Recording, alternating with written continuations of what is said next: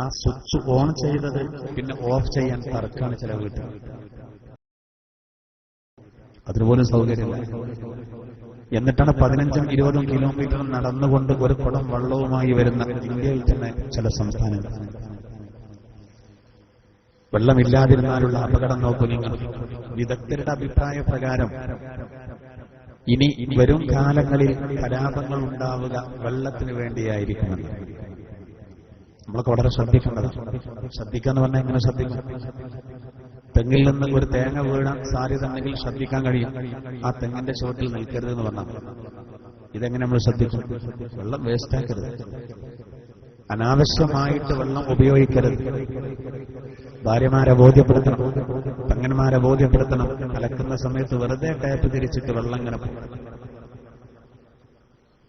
ഒളു ചെയ്യുന്ന സമയത്ത് ടാപ്പ് തുറന്നിട്ട് ഒളു ചെയ്യുന്ന സമയത്ത് ആരോടെങ്കിലും വർത്തമാനം പറയുകയാണെങ്കിൽ വർത്താനം ഇങ്ങനെ നടക്കും, ഈ വെള്ളം ഇങ്ങനെ പോകുന്നുണ്ട്.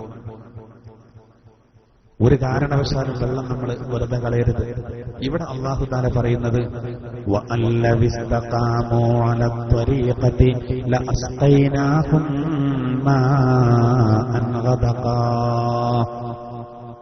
അവർ ആ മാർഗത്തിൽ, ഇസ്ലാമിന്റെ യഥാർത്ഥ മാർഗത്തിൽ അവർ ഉറച്ചു നിന്നിരുന്നുവെങ്കിൽ അല്ലാഹു പറയുന്നത് അവർക്ക് നാം ധാരാളം വെള്ളം കുടിപ്പിക്കും. ഇസ്ലാമിന്റെ യഥാർത്ഥ വഴിയിൽ ഉറച്ചു നിന്നാൽ ധാരാളം വെള്ളം അല്ലാഹു നൽകും.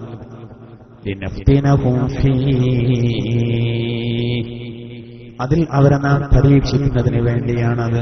അതേസമയം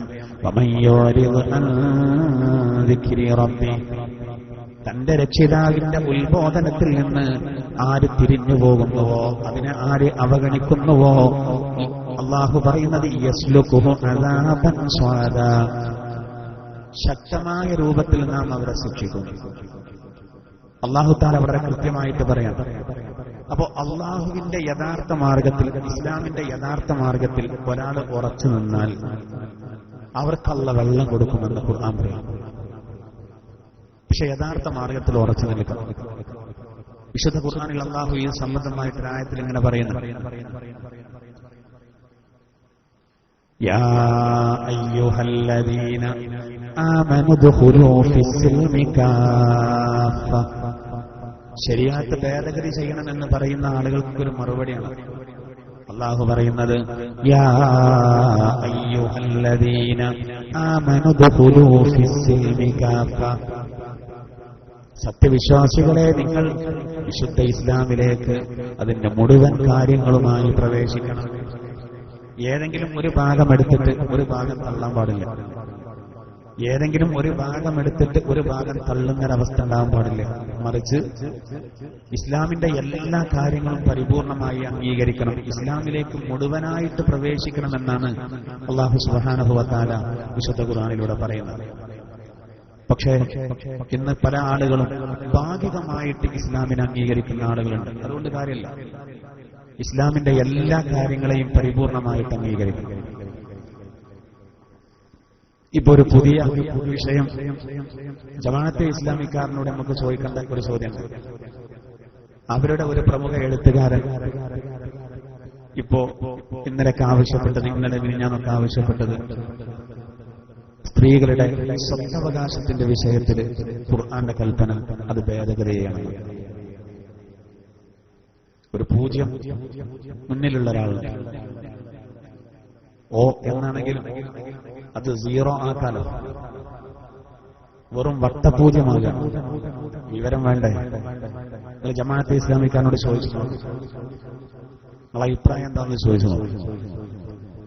പരിശുദ്ധ ഖുർആനിൽ അല്ലാഹു പറഞ്ഞ ഒരു കാര്യത്തെ ഭേദഗതി ചെയ്യണമെന്ന് സഹോദരൻ തലന്റെ ഉള്ളിൽ വല്ലതുണ്ടെങ്കിൽ ഒരാൾക്ക് പറയാൻ കഴിയും.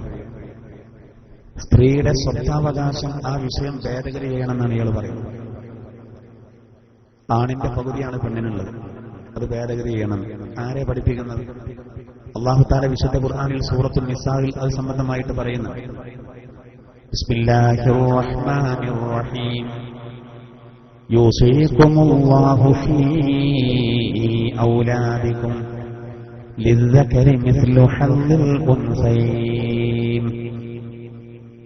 അല്ലാഹു പറഞ്ഞ ആ ആശയത്തിന് അതായത് ഒരു പുരുഷന് 2 സ്ത്രീകളുടെ ഓഹരി ആണ് നൽകപ്പെടേണ്ടതെന്നാണ്. അപ്പോ ആണിന്റെ പകുതിയാണ് പെണ്ണിന് വാപ്പാന്റെ സ്വത്ത് ഓഹരി വെക്കുമ്പോൾ ഉണ്ടാവും. ഇത് അല്ലാഹു തആല വിശുദ്ധ ഖുർആനിൽ പറഞ്ഞതാണ്. അത് ശരിയല്ല എന്ന് ഒരു മുഅ്മിനായ മനുഷ്യന് പറയാൻ കഴിയും. എന്ത് പേര് വെച്ചിട്ടല്ല? അതാ ഞാൻ പറഞ്ഞത്, വെറും പൂജ്യമാണ്. അവരതിന്റെ മറുപടി പറയേണ്ടതാണ്. അവര് തള്ളും. നേരത്തെ സമീപന രേഖ എന്ന് പറഞ്ഞ് മദ്രസാ സംവിധാനത്തെ തകർക്കാൻ വേണ്ടി ഒരു ഗവൺമെന്റ് രാവിലെ 8 മണിക്ക് സ്കൂൾ തുടങ്ങണമെന്നുള്ള ആവശ്യം ഉന്നയിച്ചപ്പോൾ ജമാഅത്തെ ഇസ്ലാമിയുടെ വലിയൊരു ശൈഖ് പറഞ്ഞത് അതിനെ സ്വാഗതം ചെയ്യുന്നു. മദ്രസ അല്ലെങ്കിലും കുഴപ്പമില്ല, ആളുകൾ പുസ്തകങ്ങളൊക്കെ വായിച്ച് കാര്യങ്ങൾ മനസ്സിലാക്കിക്കോളും. IPHന്റെ 4 പുസ്തകം ചെലവാകാനുള്ള പണിയായിരുന്നു. അവസാനം പിന്നെ അവര് തന്നെ അത് തിരുത്തി പറയേണ്ട അവസ്ഥ വന്നു. അഭിപ്രായം പറഞ്ഞ ആൾക്ക്, ആ വാദം ഉന്നയിച്ച ആൾക്ക് മാളത്തിൽ ഒളിക്കേണ്ട അവസ്ഥ വന്നു. ഇപ്പൊ എഴുതിയ ആളും മാളത്തിൽ തനിയെ ഒളിക്കും. എന്തെങ്കിലും പറയാം, സമുദായത്തിന് ചീത്തപ്പേരുണ്ടാകും. ഇനി നോക്കൂ സഹോദര, അല്ലാഹു തആല ഖുർആനിലൂടെ പറയുന്നത് അല്ലാഹുവിന്റെ മാർഗത്തിൽ ഉറച്ചു നിൽക്കണം. റബ്ബിന്റെ മാർഗം തന്നെ ഖുർആന്റെ മാർഗം തന്നെ. അതിന്റെ വ്യാഖ്യാനാണ് അല്ലാഹുവിന്റെ തിരുദൂതരുടെ സുന്നത്ത്. അത് ഏതെങ്കിലും ഒന്നെടുത്ത് ഏതെങ്കിലും ഒന്ന് തള്ളാൻ പറ്റൂല. പല ആളുകൾക്കും അങ്ങനെ സ്വഭാവമുണ്ട്. വിരോധമൊന്നും ഉണ്ടാവില്ല, പക്ഷേ ഭാഗികമായിട്ട് നിസ്കാരത്തിന്റെ കാര്യത്തിൽ വളരെ ശ്രദ്ധിക്കുന്ന ചിലർ സക്കാത്തിന്റെ കാര്യത്തിൽ ശ്രദ്ധിക്കാത്തവർ. നിസ്കാരം ഓക്കെ, അത് കൃത്യമായി നിർവഹിക്കും, അതിൽ വലിയ ജാഗ്രത കാണിക്കും. എന്നാൽ സാമ്പത്തിക വിഷയത്തിൽ യാതൊരുവിധ ജാഗ്രതയും ഇല്ലാത്ത ചില ആളുകൾ. അതേസമയം ചിലര് നിസ്കാരവും നോമ്പും സക്കാത്തും അത്തരം കാര്യങ്ങളൊക്കെ ഉണ്ടാവും.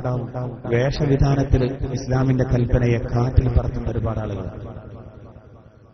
ചിലത് പഴഞ്ചനാണ് എന്ന് തോന്നിപ്പിക്കുന്ന ചില ആളുകൾ. ഉണ്ടാകാൻ പാടില്ല. അല്ലാഹുവും റസൂലും എന്തു പറഞ്ഞു അത് പരിപൂർണമായിട്ട് അംഗീകരിക്കാം. അതാണ് യഥാർത്ഥത്തിൽ ഈ ആയത്തിൽ അള്ളാഹു പറയുന്നത്. അള്ളാഹുവിന്റെ മാർഗത്തിൽ, ഇസ്ലാമിന്റെ യഥാർത്ഥ മാർഗത്തിൽ ആര് ഉറച്ചു നിൽക്കുന്നുവോ അവർക്ക് അള്ളാഹു വെള്ളം കൊടുക്കുമെന്നാണ്. ഇത് വ്യതിചരിക്കാൻ പാടില്ല. അല്ലാഹുവും റസൂലും ഒരു തീരുമാനമെടുത്താൽ സ്വന്തം അഭിപ്രായത്തിന് യാതൊരു വകയില്ല. ഖുർആനിൽ മറ്റൊരു ഭാഗത്ത് അള്ളാഹു അങ്ങനെ പറയുന്നു. ബിസ്മില്ലാഹിർ റഹ്മാനിർ റഹീം. وما كان لمؤمن ولا مؤمنة إذا قضى الله ورسوله أمرا أن يكون لهم الخيرة من أمرهم ومن يعص الله ورسوله فقد ضل ضلالا مبينا. സൂറത്തുൽ അഹ്സാബിൽ അല്ലാഹു ഇത് സംബന്ധമായി പറയുന്നത് ഇങ്ങനെയാണ്. വമാ കാന ലിമുഅ്മിനിൻ വലാ മുഅ്മിനത്തിൻ ഇദാ ഖളല്ലാഹു വറസൂലുഹു അംറൻ അൻ യകൂന ലഹുമുൽ ഖിയറതു മിൻ അംരിഹിം. ഒരു മുഅ്മിനായ, ഒരു മുഅ്മിനത്തായ ഒരു ആണിനോ പെണ്ണിനോ അല്ലാഹുവും അവന്റെ റസൂലും ഒരു കാര്യത്തിൽ ഒരു വിധി പ്രഖ്യാപിച്ചാൽ സ്വന്തം നിലക്ക് ഒരു അഭിപ്രായം പറയാൻ ഒരു മുഅ്മിനിനും ഒരു മുഅ്മിനത്തിനും അവകാശമില്ല. അല്ലാഹുവും റസൂലും ഒരു വിഷയത്തിൽ ഒരു തീരുമാനമെടുത്താൽ പിന്നെ ഒരു സത്യവിശ്വാസിനിക്ക് അതിൽ സ്വന്തം നിലക്ക് അഭിപ്രായം പറയാൻ യാതൊരു അർഹതയുമില്ല. അഹ്സാബ് സൂറത്തിൽ കൃത്യമായിട്ട് പറയും. ഈ പറഞ്ഞതിന്റെ ഒക്കെ അർത്ഥം മാത്രമല്ല, അല്ലാഹുവും റസൂലും എടുത്തൊരു തീരുമാനത്തിനെതിരെ ആരെങ്കിലും ശബ്ദിക്കാന്ന് പറഞ്ഞാൽ അത് അവർക്ക് എതിരെ നിൽക്കലാണ്. അല്ലാഹുവിനും അവന്റെ തിരുദൂതർക്കും ആരെങ്കിലും എതിര് നിന്നാൽ ഫഖദ് വല്ല വലാലം മുബീനാ, അവർ വ്യക്തമായ രൂപത്തിൽ, സ്പഷ്ടമായ രൂപത്തിൽ പഴച്ചുപോയവരാണ്. അള്ളാഹു നമ്മളെ കാത്തുരക്ഷിക്കുമാറാവട്ടെ. സ്വന്തം അഭിപ്രായം പറയാൻ പാടില്ല. നമ്മൾ വേറെ ചില കാര്യങ്ങൾക്കൊക്കെ സ്വന്തം അഭിപ്രായം പറയാൻ പറ്റിയതുണ്ട്. നമ്മുടെ റോഡ് 4 വരി പാത ആക്കണോ ആക്കണ്ടയോ, ചുറ്റുഭാഗത്തുള്ള അങ്ങാടി അല്ലെങ്കിൽ കെട്ടിടങ്ങൾ അത് പൊളിക്കണോ പൊളിക്കണ്ടേ, ഇതൊക്കെ നമുക്ക് അഭിപ്രായം പറയാം. എന്നാൽ അതേ സമയം അല്ലാഹു എടുത്തൊരു തീരുമാനം, റസൂൽ പറഞ്ഞൊരു കാര്യം, അതിൽ സ്വന്തം നിലക്ക് അഭിപ്രായം പറയാൻ ആർക്കും അധികാരമില്ല. അത് ശരിയായില്ലാന്ന് പറയാൻ ആർക്കും കഴിയില്ല. ഒരു മാറ്റം വരുത്താൻ പാടില്ല. കാരണം ദീനിന്റെ ചില കാര്യങ്ങളിൽ ഹിക്മത്ത് നമുക്ക് പെട്ടെന്ന് മനസ്സിലായിക്കൊള്ളുന്നില്ല. വാപ്പ ജീവിച്ചിരിക്കെ മകൻ മരിച്ചാൽ പിന്നെ വാപ്പാന്റെ സ്വത്തില് ആ മരിച്ച മകന്റെ മക്കൾക്ക് അനന്തരാവകാശമില്ല എന്നത് പറഞ്ഞ് അത് ശരിയായില്ല എന്ന് പറയുന്ന ആളുകളുണ്ട്. ആരാ അത് നമ്മൾ പറയാൻ? നമ്മളാരാ? അള്ളാഹുവിന്റെ തീരുമാനമല്ലേ.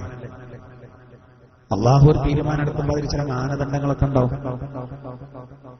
ഒരാള് മരിച്ചാല് ഒരാളെ സ്വത്ത് അയാളോട് ഏറ്റവും അടുത്തവർക്കാണ് സ്വത്ത്. അതാണ് മാനദണ്ഡം. ഏറ്റവും അടുത്തത് മക്കളാണ്, മക്കളെ മക്കളല്ല. അപ്പൊ ഇത് അങ്ങനെ ഓരോ മാനദണ്ഡങ്ങൾ ഓരോ വിഷയത്തിനുണ്ടാവും. പിന്നെ അത് ശരിയായില്ല ഇത് ശരിയായില്ല എന്ന് പറഞ്ഞാൽ എന്നോട് ഒരാള് സംസാരിക്കുമ്പോ പറഞ്ഞു, ഇസ്ലാമിന്റെ ഏത് കാര്യം ഉസ്താദെ ഞാൻ അംഗീകരിക്കും, ഒരു കാര്യത്തിൽ എനിക്ക് അഭിപ്രായമല്ല. എനിക്കപ്പോ ചിരി വരുന്നുണ്ട്. എത്ര വലുതാണൊക്കെ നമ്മള്. ഞാൻ ചോദിച്ചു, നിങ്ങൾക്ക് അഭിപ്രായം ഇല്ലാത്ത വിഷയം ഏതാ ചോദിച്ചു. ഭാര്യനെ തൊട്ട ഒന്നും മുറി എന്നുള്ളത് ശരിയായില്ല. അപ്പൊ ഞാൻ അയാളോട് പറഞ്ഞു, ഇതിപ്പോ സമസ്ത മുഷാവറ കൂടി തീരുമാനിച്ചൊരു വിഷയമാണെങ്കിൽ നിങ്ങൾക്കൊക്കെ താല്പര്യമില്ല എന്നുള്ളതുകൊണ്ട് അടുത്ത മുഷാവറ കൂടിയിട്ട് തീരുമാനം. പക്ഷെ ഇത് നമ്മൾ തീരുമാനിച്ചൊരു വിഷയമല്ലല്ലോ, അതുകൊണ്ട് എനിക്കും നിങ്ങൾക്കും ഇതിൽ അഭിപ്രായം പറയാൻ പറ്റില്ലല്ലോ. ഇത് ഇതിന്റെ വിഷയം അല്ല, ഞാൻ പറഞ്ഞേ ഉള്ളൂ എന്ന്. ഇങ്ങനെ കുറെ മഹാന്മാരുണ്ട്, ഒരുപാട് ആളുകളുണ്ട്, അവരുടെ അഭിപ്രായം പറയണം. അപ്പൊ നമ്മളിങ്ങോട്ട് വീർക്കുകയാണ്. വലിയ ആളുകളാകാൻ എനിക്ക് അഭിപ്രായമല്ല. ബാനനെ തൊട്ട ഒന്നു മുറിയും, എന്താ ഒന്നു കൊടുത്തിട്ടങ്ങ് തൊഴണോ? അപ്പൊ ചില ആളുകളുണ്ട് അങ്ങനെ ഒരുപാട് വിഷയങ്ങളിൽ എനിക്ക് അഭിപ്രായമില്ല എന്ന് പറയുന്നവരുണ്ട്. ശരിയല്ല സഹോദര, പരിശുദ്ധ ദീനിന്റെ കാര്യങ്ങൾ പരിപൂർണമായിട്ട് അംഗീകരിക്കണം. ലോകത്തുള്ള എല്ലാ മുസ്ലിമീങ്ങൾക്കും മുഅ്മിനീങ്ങൾക്കും വിശുദ്ധ ഖുർആനും തിരുസുന്നത്തും എന്നാണല്ലോ. ചിലർ പറയും ആ വിഷയം അവിടെ അംഗീകരിക്കാത്തത് ആ സ്ഥലത്തെ കൾച്ചർ അങ്ങനെ ആയതുകൊണ്ടാണ്.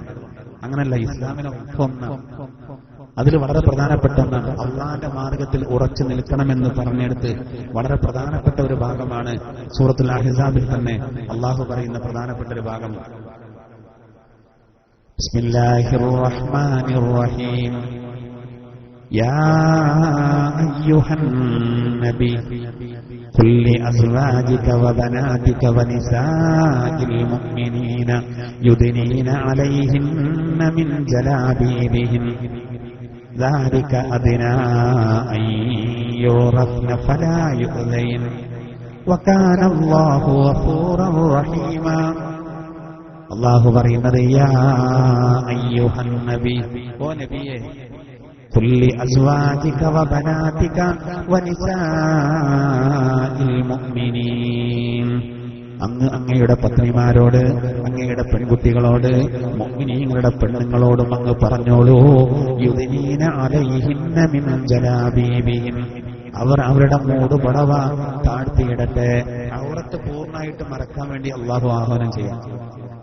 ചിലര് പറയും ഔറത്ത് പരിപൂർണമായിട്ട് മറക്കേണ്ടത് തങ്ങന്മാരെ ഭാര്യമാരെ മാത്രമാണ്. അങ്ങനെയാണെങ്കിൽ അള്ളാഹു ഇങ്ങനെ പറയേണ്ട ആവശ്യമില്ല. അവിടെ നിർത്താമായിരുന്നു. പിന്നെ പറഞ്ഞതോ വനിസാഇൽ മുഅ്മിനീൻ, അതുകൂടി പറഞ്ഞില്ലേ നമ്മളെ പറ്റിയുള്ളത്. നബിയെ, താങ്കൾ താങ്കളുടെ ഭാര്യമാരോട് പറഞ്ഞോളൂ, അങ്ങയുടെ പെൺകുട്ടികളോട് പറഞ്ഞോളൂ. അള്ളാഹു നിർത്തിയില്ല, വനിസാഇൽ മുഅ്മിനീൻ, മുഅ്മിനീങ്ങളുടെ മുഴുവൻ പെണ്ണുങ്ങളോടും പറഞ്ഞോളൂ, യുദ്നീന അലൈഹിന്ന മിൻ ജലാബീബിഹിൻ, അവരുടെ ജിൽബാബിനെ താഴ്ത്തിയിടട്ടെ. ഇത് ലോകത്തുള്ള എല്ലാ സത്യവിശ്വാസികളോടും അള്ളാഹുവിന്റെ കൽപ്പന. ഈ കാര്യം ഭാഗികമായിട്ടാണ് പലരും എടുക്കുന്നത്. ഇത്തിരിക്കുമ്പോൾ എന്ത് ചെയ്യും? അവിടത്തുണ്ട്. അപ്പൊ അന്യ പുരുഷന്മാരിൽ നിന്ന് മറയണമെന്നുള്ള കാര്യം ഭർത്താവ് മരിച്ചിട്ട് അവിടെ ഇద్దയിരിക്കുന്ന സന്ദർഭത്തിൽ മാത്രം ശ്രദ്ധിക്കും. മതിയോ? ഇద్దയിരിക്കുന്ന സമയത്ത് കാണുന്ന വിഷയം വരുന്നില്ല. എന്തുകൊണ്ട്? അത് ഇద్దയിരിക്കാത്ത സമയത്തും ഒരുപോലെ. ഇദ്ദയുടെ സമയത്തും അല്ലാത്ത സമയത്തും കാണുന്ന വിഷയത്തിൽ ഒരേ വിധിയാണ്. പക്ഷെ ഇദ്ദയുടെ സമയത്ത് മാത്രമേ നമ്മൾ ശ്രദ്ധിക്കുന്നുള്ളൂ. ആ ശ്രദ്ധ അല്ലാത്ത സമയത്തും വേണ്ടിയിരുന്നു. ഇതാ ഞാൻ പറയുന്നത്, ഇരട്ടത്താപ്പാണ്. അപ്പോ അല്ലദിസ്തഖാമു അല ത്വരീഖ എന്ന് അല്ലാഹു തആല ജിന്ന സൂറത്തിൽ പറയുന്നതിന്റെ എതിരാണ് ഈ വിഷയത്തിൽ നമ്മൾ സ്വീകരിക്കുന്ന നിലപാട് എന്നാണ് സഹോദര ഞാൻ പറഞ്ഞത്. നമ്മൾ വളരെയധികം ശ്രദ്ധിക്കണം. എന്തിനാണ് അല്ലാഹു തആല ഈ പരസ്പരം മറ വേണമെന്നും മറ്റൊക്കെ പഠിപ്പിച്ചത്? പറ്റ പോവാണ്. തീരെ ഒരു നിലയും വിലയില്ലാത്തൊരവസ്ഥ. നോക്കൂ, ഈ സമുദായത്തിലെ വളരെ ഉന്നതരായുള്ള സ്വഹാബത്ത്, ആ സ്വഹാബത്തിനോട് നബിയുടെ പത്നിമാരെ പോലും കാണരുത് എന്ന് പറഞ്ഞപ്പോ അതിന് അല്ലാഹു തആല കാരണം പറഞ്ഞത് വിശുദ്ധ ഖുർആനിൽ അല്ലാഹു തആല എടുത്തുദ്ധരിക്കുന്നു. ذَلِكُمْ أَطْهَرُ لِقُلُوبِكُمْ وَقُلُوبِهِمْ. നോക്കൂ, നബിയുടെ പത്നിമാരെ പോലും സ്വഹാബത്തിനോട് പോലും അന്ന് മറന്റെ ഇപ്പുറത്ത് വെച്ച് മാത്രമേ നിങ്ങൾ കാണാൻ പാടുള്ളൂ എന്നാ ഖുർആൻ പറഞ്ഞെന്താ? വഇദാ സഅൽതുമൂഹുന്ന മതാഅൻ ഫസ്അലൂഹുന്ന മിൻ വറാഇ ഹിജാബ്. നിങ്ങൾ നബിയുടെ പത്നിമാരോട് വല്ലതും ചോദിക്കുകയാണെങ്കിൽ മറയുടെ ഇപ്പുറത്ത് വെച്ച് ചോദിച്ചോളൂ. നേരെ ഡയറക്റ്റായിട്ട് ചെന്ന് ചോദിക്കരുത്. അവരൊക്കെ ആരാ? നബിന്റെ പത്നിമാരെന്ന് പറഞ്ഞാൽ എത്ര പദവി അവർക്കുണ്ട്, സ്വഹാബത്ത് എന്ന് പറഞ്ഞാൽ എത്ര സ്ഥാനമുള്ളവരാണ്. എന്നാൽ പോലും അവർ പരസ്പരം അന്യരായതുകൊണ്ട് കാണണ്ട. അതിന് കാരണമല്ല പറഞ്ഞ എന്താ? നിങ്ങളുടെയും അവരുടെയും ഹൃദയത്തിന് വിശുദ്ധി വരാൻ ഏറ്റവും നല്ലത് അതാകുന്നു. അന്യ ആണും പെണ്ണും പരസ്പരം കാണുമ്പോൾ എത്ര നല്ലവരാണെങ്കിലും മനസ്സിൽ ചില തെറ്റായ ചിന്തകളൊക്കെ വരാനുള്ള സാധ്യതയുണ്ട്. ശരിയല്ലേ? ഒരു അന്യൊരു പെണ്ണും ഒരു ആണും പരസ്പരം സംസാരിക്കുമ്പോൾ സഹോദര, സ്വാഭാവികമായിട്ടും വേണ്ടാത്ത ചിന്തകളും മറ്റും മനസ്സിൽ വരും. അങ്ങനെ ഒന്ന് വരാതിരിക്കാൻ ഏറ്റവും നല്ലത് ഈ മറ വേണമെന്നുള്ള നിയമമാണ് ഇസ്ലാമിന്റെ കൽപ്പന. ഇതൊക്കെ മാറ്റം വരുത്തണമെന്ന് ആർക്കെങ്കിലും പറയാൻ പറ്റുമോ? ഇല്ല. ഇത് എല്ലാ കാലത്തും ഒരുപോലെ. സ്വഹാബത്തിനോട് പോലും പറഞ്ഞു, നിങ്ങളുടെ മനസ്സിലും ആ നബിയുടെ പത്നിമാരുടെ മനസ്സിലും വിശുദ്ധി വരാൻ ഏറ്റവും നല്ലത് അന്യോന്യം കാണാതിരിക്കലാകുന്നു. 13 വയസ്സുള്ള അനസ് എന്ന് പറയുന്ന നബിയുടെ വീട്ടിലെ റസൂലുള്ളാഹിക്ക് ഖിദ്മ ചെയ്ത ആ 13കാരനോട് പോലും റസൂലുള്ളാഹിന്റെ ഭാര്യ സൈനബ ബീവിയെ കാണണ്ട എന്ന് പറഞ്ഞു എന്ന് പറഞ്ഞാൽ പ്രായപൂർത്തി എത്തിയിട്ടില്ല, 13 വയസ്സാണ്. എന്നാലും പക്വമായൊരവസ്ഥ എത്തിയിട്ടുണ്ടല്ലോ. ആ 13കാരൻ പോലും റസൂലുള്ളാഹിന്റെ പത്നിമാരെ കാണരുത് എന്നുള്ള നിയമമുണ്ട്. എല്ലാവർക്കും ആ നിയമമാണ്. പക്ഷെ ഇന്ന് അധിക ആളുകളും ആ നിയമങ്ങൾ പാലിക്കുന്നില്ല എന്ന് മാത്രം. ഞാൻ പറഞ്ഞത് ഒരു നിസ്കാരത്തിന്റെ കാര്യമോ മറ്റോ മാത്രം നമ്മൾ ശ്രദ്ധിച്ചാൽ പോരാ, ഇത്തരം കാര്യങ്ങളൊക്കെ ശ്രദ്ധിച്ചു. ചിലര് ഭാര്യമാരുടെ, അതുപോലെ തന്നെ പെൺകുട്ടികളുടെ, അതുപോലെ പെങ്ങന്മാരുടെ ഔറത്ത് മറക്കുന്ന വിഷയത്തിൽ തീരെ ശ്രദ്ധിക്കാത്തവരുണ്ട്. കാര്യപ്പെട്ട ആളുകളായിരിക്കും. പക്ഷെ മോട്ടോർ സൈക്കിളിൽ എടുത്തി ഭാര്യയെയോ അല്ലെങ്കിൽ മകളെയോ പെങ്ങളെയോ ഒക്കെ കൊണ്ടുപോകുമ്പോഴാണ് വിവരം അറിയുന്നത്. ഇസ്ലാമിന്റെ ആശയങ്ങളെ കാറ്റിൽ പറത്തിയിട്ടാണ് അവർ പറക്കുന്നത്. ഇത് യഥാർത്ഥത്തിൽ അള്ളാഹുവിന്റെ മതത്തിലേക്ക് പൂർണ്ണമായിട്ട് വന്നു എന്ന് പറഞ്ഞതിൽ പെടൂല. യാ അയ്യുഹല്ലദീന ആമനു ദഖുലൂ ഫിസ്സിൽമി കാഫ. സത്യവിശ്വാസികളെ, നിങ്ങൾ ഇസ്ലാമിലേക്ക് പൂർണ്ണമായി പ്രവേശിക്കണം. ഇസ്ലാമിലേക്ക് പൂർണ്ണമായി പ്രവേശിക്കണം എന്ന് പറഞ്ഞാൽ ഇസ്ലാമിന്റെ എല്ലാ നിയമങ്ങളും അംഗീകരിക്കണം. ഏതെങ്കിലും ഒന്നെടുത്തിട്ട് ഒന്നെടുക്കാത്ത അവസ്ഥ ഉണ്ടായി. സമ്പത്തുള്ള എത്രയോ ആളുകൾ ഹജ്ജിന് പോകാത്തവരുണ്ട്. എവിടേക്കായി ഇവർ നീട്ടിവെക്കുന്നത്? ഹജ്ജ് നിർബന്ധമായ ഒരുപാട് ആളുകളുണ്ട്. ഓല് പറയണ്ട ഇഷ്ടംപോലെ സ്ഥലം ഉണ്ടാവും, പക്ഷെ അന്ന് വിൽപ്പന എടുത്തൂല. അവർക്ക് ബാങ്ക് ബാലൻസ് ഇല്ല എന്ന് പറയാം. വകുപ്പില്ല, സ്ഥലം ഉണ്ടെങ്കിൽ വിറ്റുപോകും. നിർബന്ധ വയസ്സിലൊരിക്കൽ ചെയ്യൽ നിർബന്ധ. സാമ്പത്തികമായ ശേഷിയുള്ള ഒരുപാട് ആളുകൾ കള്ളന്മാരുണ്ട്. പോകാൻ തോന്നൂല അവർക്ക്. കുറച്ച് റിസ്ക് ഉള്ള കാര്യമാണെന്നാണ്. പൈസ ചെലവാക്കാനുള്ള മടിയാണ്. സഹോദരാദീനിന്റെ കാര്യങ്ങൾ പരിപൂർണമായി എടുത്തില്ല. അങ്ങനെ ഒരുപാട് വിഷയങ്ങൾ. ഞാൻ നേരത്തെ പറഞ്ഞല്ലോ, സക്കാത്ത് വളരെ പ്രധാനപ്പെട്ട ഒരു ഘടകമാണ്. 1 ലക്ഷം ഒരു കൊല്ലം പാത്തുവച്ചോ 2500 കൊടുത്തേ മതിയാകും. 1 കോടി ഒരു കൊല്ലം പാത്തുവച്ചോ എങ്കിൽ അതിന്റെ 2.5 ലക്ഷം രൂപ സക്കാത്ത് കൊടുത്തേ മതിയാകും. ഒരു 10,000 രൂപ എടുത്തിട്ട് ചില്ലറാക്കി കൊടുത്തിട്ട് വിഷയം തീർക്കാൻ പറ്റുമോ? 2,40,000 വിശ്രമിക്കാണ് അവിടെ. അത് ലോഹരൂപത്തിലാക്കിയിട്ട് പൊള്ളിക്കുന്ന അവസ്ഥ വരും.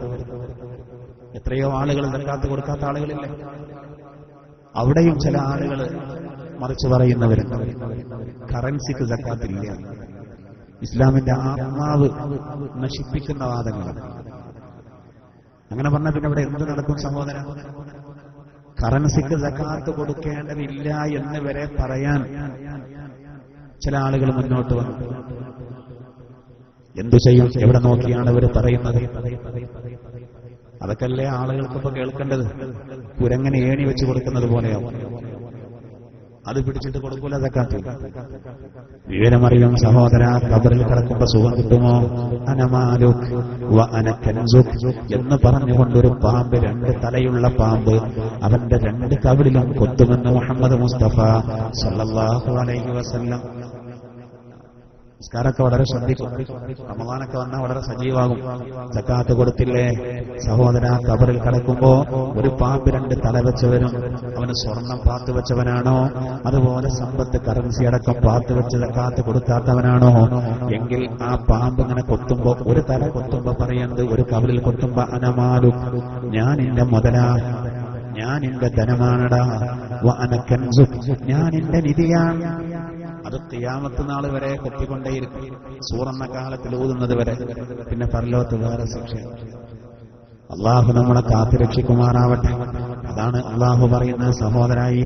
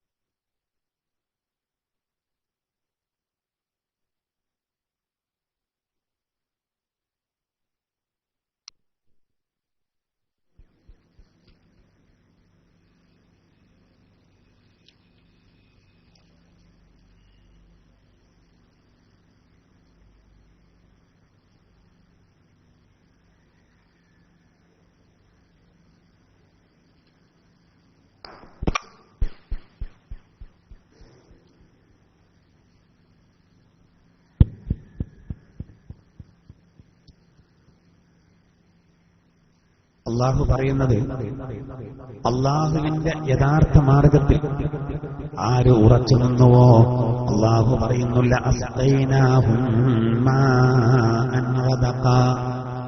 അവർക്ക് ധാരാളം വെള്ളം കുടിപ്പിക്കുന്നതാണ്. ഈ വിഷയം അള്ളാഹു താല ഒന്നുകൂടി വ്യക്തമായി പറയുന്നത് മറ്റൊരായത്. ആയത്തൊന്നോട്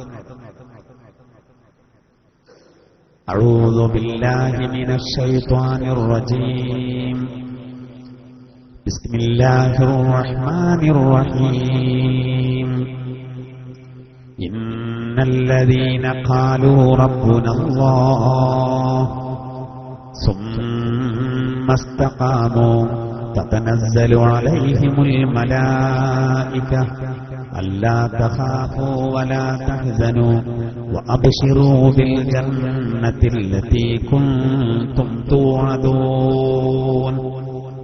അള്ളാന്റെ മാർഗത്തിൽ ഉറച്ചു നിന്നാൽ ദുനിയാവിന്ന് അള്ളാഹു വെള്ളം തരുന്നതിനെ പറ്റിയാണ് ഈ ആയത്തിൽ പറഞ്ഞത്. ഈ മരണവേളയിലും അവിടുന്ന് അങ്ങോട്ടും എന്ത് എന്നാണ് മറ്റൊരായത്തിൽ പറയുന്നത്. ഇന്നല്ലദീന ഖാലൂ റബ്ബുനല്ലാഹ്. അള്ളാഹു പറയും, നോക്കൂ, ഒരു കൂട്ടരെ പറ്റി അള്ളാഹു പറയാണ്, ഞങ്ങളുടെ രക്ഷിതാവ് അള്ളാഹുവാണെന്ന് പറഞ്ഞ ഒരു കൂട്ടർ. മാത്രമല്ല സുമ്മസ്തഖാമു, അള്ളാഹുവിന്റെ മാർഗത്തിൽ ഉറച്ചു നിൽക്കുകയും ചെയ്തു. ഞങ്ങളുടെ നാഥൻ അള്ളാഹുവാണ് എന്ന് പറഞ്ഞു. അതിന്റെ പുറമെ അള്ളാഹുവിന്റെ മാർഗത്തിൽ ഉറച്ചു നിൽക്കുകയും ചെയ്തു. അങ്ങനെയുള്ളവർ ആരോ അവരെ പറ്റി അള്ളാഹു പറയുന്നത് തതനസ്സലു അലൈഹിമുൽ മലായിക, അവരുടെ അരികിലേക്ക് മലക്കുകൾ ഇറങ്ങി വരുന്നതാണ്. അത് മരണവേളയിലാണ്. ഉറച്ചു നിൽക്കണം, റബ്ബിന്റെ മാർഗത്തിൽ ഉറച്ചു നിൽക്കണം, എല്ലാ കാര്യങ്ങളും കൃത്യമായിട്ട് ചെയ്യണം. അങ്ങനെയാണെങ്കിൽ അള്ളാഹു പറയുന്നത് അവരുടെ അരികിലേക്ക് മലക്കുകൾ ഇറങ്ങി വരും. അവർ മരണവേളയിൽ അവരുടെ അരികിലേക്ക് മലക്കുകൾ. എന്നിട്ടോ തതനസ്സലു അലൈഹിമുൽ മലായിക അല്ലാ തഖാഫൂ വലാ തഹ്സനൂ. മലക്കുകൾ അവരോട് പറയും, നിങ്ങൾ പേടിക്കണ്ട, നിങ്ങൾ ദുഃഖിക്കണ്ട. വഅബ്ശിറൂ ബിൽ ജന്നത്തില്ലതീ കുൻതും തുഅദൂൻ. നിങ്ങളോട് വാഗ്ദത്തം ചെയ്യപ്പെട്ട സ്വർഗ്ഗം കൊണ്ട് നിങ്ങൾ സന്തോഷിച്ചോളൂ എന്നും അവരോട് പറയപ്പെടുന്നതാണ്. അപ്പൊ മുസ്തഖീമായ മാർഗത്തിൽ നമ്മൾ ഉറച്ചു നിന്നാൽ, യഥാർത്ഥ വഴിയിൽ ഉറച്ചു നിന്നാൽ മരണവേളയിൽ മലക്കുകൾ ഒന്നായിട്ട് ഇറങ്ങി വരും. എന്നിട്ട് ആ മലക്കുകൾ നമ്മളങ്ങനെ സമാധാനിപ്പിക്കും. പേടിക്കണ്ടട്ടോ, ദുഃഖിക്കണ്ട. നീ വരാൻ പോകുന്ന ഖബറും അതിലെ ചോദ്യവും മഹ്ശറും എത്ര കടമ്പകൾ, ഇതിലൊന്നും എന്ത് വേണ്ട, പേടിക്കണ്ട. ദുനിയാവില് നമ്മൾ ഭാര്യയെ, സന്താനങ്ങളെ, മാതാപിതാക്കളെ ഒക്കെ വിട്ടുപോകുമ്പോൾ അതും ഒരു ടെൻഷനാണ്. ഒന്നും വേണ്ട, ഒരു ദുഃഖം വേണ്ട. വരാൻ വരുന്ന കാര്യങ്ങളെ ആലോചിച്ച് ഒരു ഭയവും വേണ്ട. ഞങ്ങളുണ്ട് കൂടെ എന്നാര് പറയുകയാണ്? മലക്കുകൾ. അല്ലാഹു അങ്ങനെയുള്ള മരണം നമുക്ക് പ്രദാനം ചെയ്യുമാറാവും. മുസ്തഖീമായ മാർഗത്തിൽ ഉറച്ചു നിൽക്കുന്നവർ, ദീനിന്റെ എല്ലാ കാര്യങ്ങളും പൂർണ്ണമായിട്ട് എടുത്ത ആള്, അദ്ദേഹം മരിക്കുമ്പോൾ മലക്കുകൾ ഇതുകൂടി പറയും: നഹ്നു ഔലിയാഉകും ഫിൽ ഹയാത്തിദ് ദുനിയാ വഫിൽ ആഖിറ വലക്കും ഫീഹാ മാ തഷ്തഹി അൻഫുസുകും വലക്കും ഫീഹാ മാ തദ്ഉൻ. നിങ്ങളുടെ കൂട്ടുകാരാണ് ഞങ്ങൾ. മലക്കുകൾ പറയുന്നു, നിങ്ങളുടെ കൂട്ടുകാരാണ് ഞങ്ങൾ. ദുനിയാവിലും ആഖിറത്തിലും നിങ്ങളുടെ കൂട്ടുകാരാണ് ഞങ്ങൾ. നിങ്ങൾ നാളെ പരലോകത്ത് എന്ത് ആഗ്രഹിച്ചാലും എന്ത് മോഹിച്ചാലും നിങ്ങൾക്ക് അവിടെ ലഭിക്കും എന്ന് മലക്കുകൾ അവരോട് പറയുമെന്ന് വിശുദ്ധ ഖുർആനിലൂടെ അല്ലാഹു പറയുന്നു. അങ്ങനെയുള്ള മരണം അല്ലാഹു പ്രദാനം ചെയ്യുമാറാവട്ടെ. പക്ഷെ ഒരു നിലക്കും വഴി പടക്കാൻ പാടില്ല. അല്ലാഹുവിന്റെ യഥാർത്ഥ വഴിയിൽ ഉറച്ചു നിൽക്കണം. ഇല്ലെങ്കിൽ മലക്കുകളുടെ അവസ്ഥ ഖുർആൻ പറഞ്ഞിട്ടുണ്ട്. മലക്കുകളും മുഖത്തടിക്കുമത്രേ. അതുപോലെ നമ്മുടെ പിൻഭാഗത്തും മലക്കുകൾ അടിച്ചുകൊണ്ടാണ് റൂഹിനെ അറക്കുക. ഭീകരമായിരിക്കും അത്. നല്ല ആളുകളുടെ അരികിലേക്ക് റൂഹുൽ അമീന്റെ നേതൃത്വത്തിൽ റഹ്മത്തിന്റെ മലക്കുകൾ വരുമ്പോ, സഹോദര മോശപ്പെട്ടവന്റെ അരികിലേക്ക് അദാബിന്റെ മലക്കുകളാണ് വരുന്നത്. ആ നേരം സഹായിക്കാൻ ആരുണ്ടാകും? ആരുമില്ല. നമ്മൾ ഈ സമയത്ത് വളരെ ശ്രദ്ധിക്കേണ്ടതാണ്. നമ്മുടെ ജീവിത നിലപാട് നമ്മൾ നന്നാക്കിയാൽ നല്ല രൂപത്തിൽ നമുക്ക് മരിക്കാൻ സാധിക്കും. ജീവിതത്തിൽ ദീന് കാണണം, ഇസ്ലാം കാണണം എന്ന നല്ല റാഹത്തായ മരണമുണ്ടാകും. ദുനിയാവിലും രക്ഷ നൽകും. വെള്ളമുള്ള പ്രധാനം അത് കിട്ടും. നിങ്ങൾ ആലോചിച്ച് നോക്കൂ. സമസ്ത കേരള ജമിയത്തുൽ ഉലമയുടെ 90ാം വാർഷിക സമ്മേളനം തുടങ്ങുന്നതിന്റെ വ്യാഴാഴ്ചയുള്ള തുടങ്ങിയത്. ബുധനാഴ്ച ആലപ്പുഴ ജില്ലാ കലക്ടർ സമസ്തയുടെ ഉസ്താദുമാരെ വിളിച്ചിട്ട് അതിശക്തമായ പൊടിയായതുകൊണ്ട് നിർബന്ധമായിട്ടും വെള്ളമടിക്കണം.